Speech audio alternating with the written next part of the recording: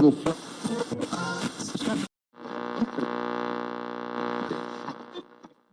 back to the Scrape the Planet course, whether you're watching this on Udemy, YouTube, or pirated somewhere. Thank you so much for joining me. In the last section, we talked about page scrapers, which are kind of like the foundational idea of scrapers. And in the first video of this section, we actually talked about what scrapers actually are. If you missed either of those two, especially the first section, I would definitely recommend going back and watching that. Definitely recommend watching section 1 that will talk about what this whole course is actually about. And we'll talk a little bit about my experience in that matter too. So, in this section, we're going to get down to what APIs are. So what is an API? What are they used for? And how are they relevant for scrapers? In order to make it easier for developers, whether they're internal to the company that you work at or external developers and users, to access data on a web application developers will create what are called APIs, which stands for Application Programming Interfaces. APIs create an intermediary interface between a scraping program and the data that a web application might normally display in a web page. So you've got a web page that has all of these posts on a forum, and you don't really want to go through the source code of that forum to kind of pull all of those posts out. If you've got an API for that web forum, then you can request all of that data in a much cleaner format like JSON. JSON is kind of like the default interface to exchange data with.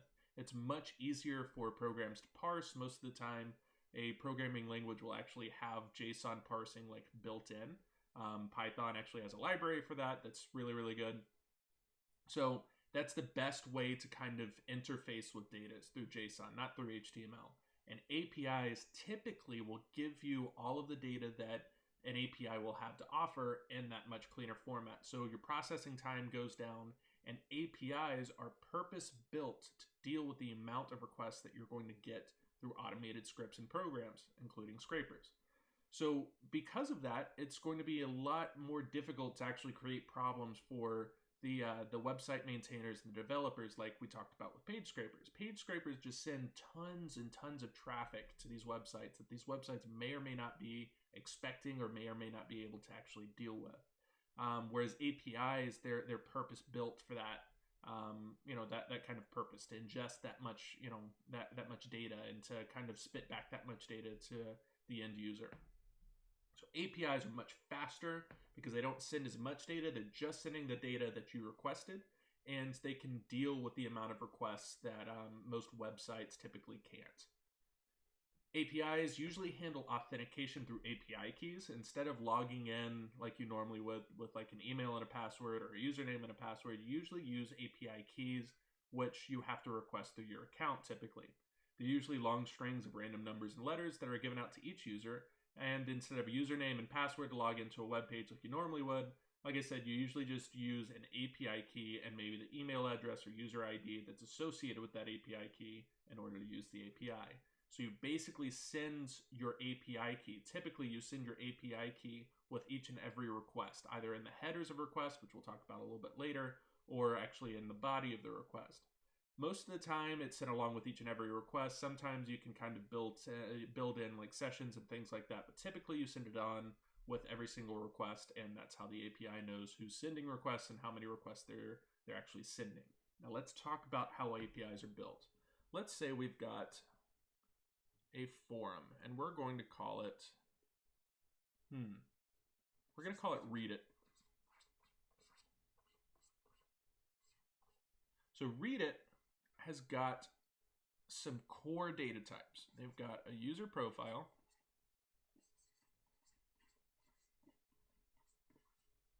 and that takes a username in order to access it. You've got comments, and that takes a post, and it's got posts. And let's just say that takes a link. So if I wanted to scrape this, I would go to a web page, and that web page would have a bunch of posts, and those posts would have a bunch of comments on each of them. And this is a really ugly drawing, and it probably doesn't actually tell you too much about the web page. But you've got posts and you've got comments, and you have to parse through each and every post in order to pull out the user profile information, in order to pull out how many comments there are, in order to pull out what date that that post was actually made on. It's until you've actually developed a page scraper to deal with problems like that, you don't quite realize how annoying that is. In order to kind of like parse through all of that data and build parsers and kind of like functionality around all of that, it really, really can be a pain. So you typically don't want to do that. And let's just say, for the sake of like demonstration, that Reddit, instead of requiring you to make a page scraper, they've got an API. So instead of going through this long and horrible process of parsing all of this HTML data out really slowly and probably knocking over the web server and making people really mad and getting lawyers called to your office and all of that fun stuff, instead of all of that, you've got an API. And if you had a username, let's just say Joe Mama 68. I wasn't going to do it, I promise. So you've got Joe Mama 68, and you want to get all of the information about Joe Mama 68. Instead of searching through that web page, or instead of creating a page scraper in order to pull all of his data down, you can just send a request to the API endpoint user. So let's say you've got reddit.com. A lot of times they will have a /API, and then they've got the actual endpoint. And what an endpoint is it's a particular place that you request a specific kind of data from. So for example, here we've got the user API endpoint. You've got the normal URL. You've got a subsection of the site that is just the API. And then you've got the endpoint right here. The endpoint is where you actually go to get the data. So whenever I go to, let's say, the user endpoint, I'm going to send some data. So let's just say I do this in a GET request. I'm going to send the data just like this. So user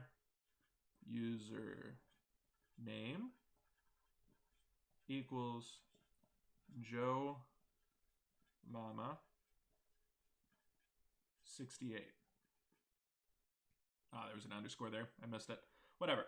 So you send that request along, and it comes back not with a ton of HTML code that's just super nasty and messy, and you've got to parse through all of that. Instead, it returns this nice JSON dictionary that says username, Joe Mama, should have chosen a shorter one, 68, date created, I'd say 12/9/69. He's been on the site for a long time, don't read into it. And then it's got a list of his posts. So you've got this big, long list of all of Joe Mama's posts.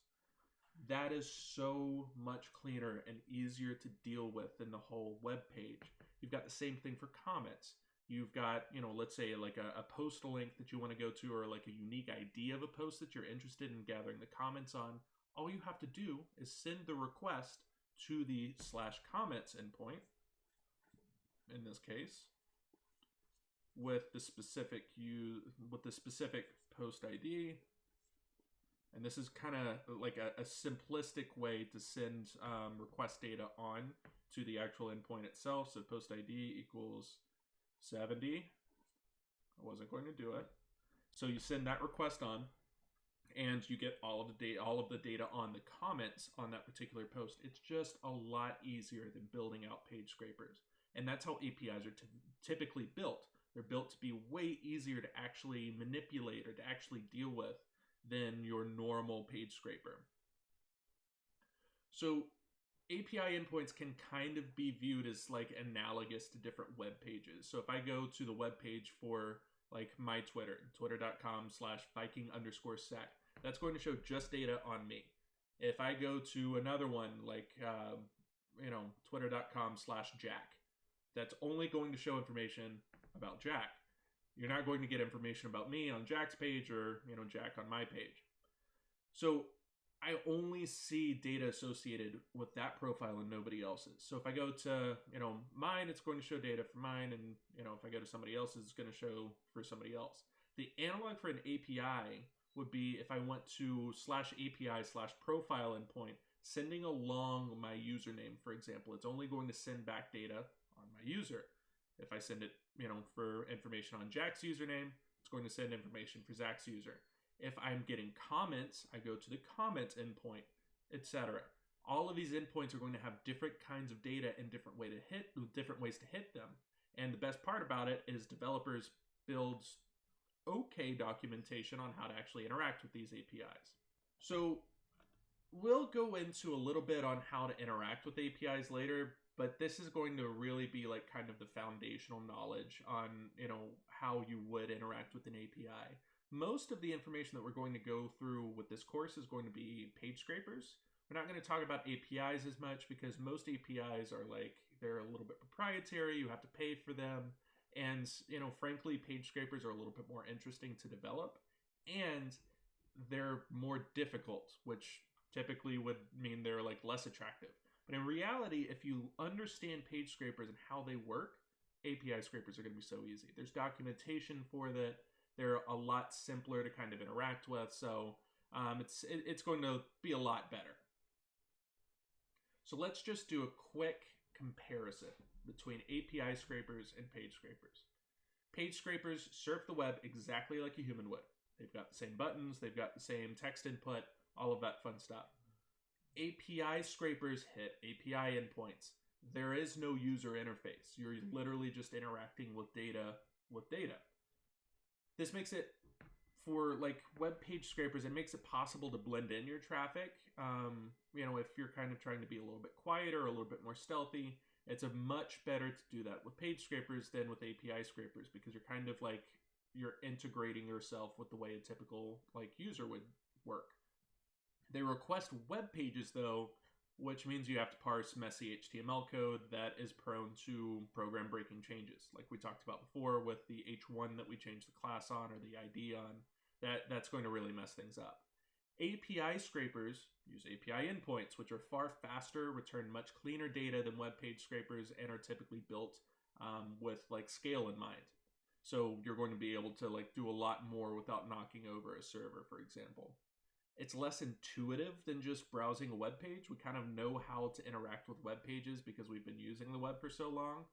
But because they're much cleaner and much more efficient, they're typically the way that you would want to go if that's an option that you have. You don't have to parse through messy HTML code. You typically just get JSON data.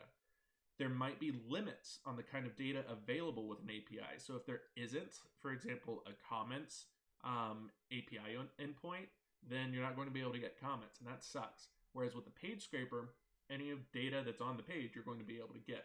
It's much better. So we've done the comparison. Now the question that's ringing around in your head, which one is better? I've more or less kind of answered that. APIs in general are faster. They're much more scalable. You're not going to get into as much trouble because you're not likely to knock things over. They're a lot easier to develop for. But they're a little bit more limited. A lot of times, like I said, you have to pay for API access, and that's kind of a pain. They're a lot more proprietary, and they may not have the data that you want. Page scrapers are the answer to that. They're a lot more difficult to build out. There's a lot more user interaction required, but you get all of the data that you could possibly get from a website. So the answer to the question of which scraper type is best is it depends. Big time. Depends on what you've got available, because typically API scrapers are going to be better, but if you can't afford it, or if there is no API, then web page scrapers are perfectly fine. This class is going to mainly focus on web page scrapers. You're probably not going to hear too much more about API scrapers just because they're much easier to build and they're much more dependent on the API that's developed.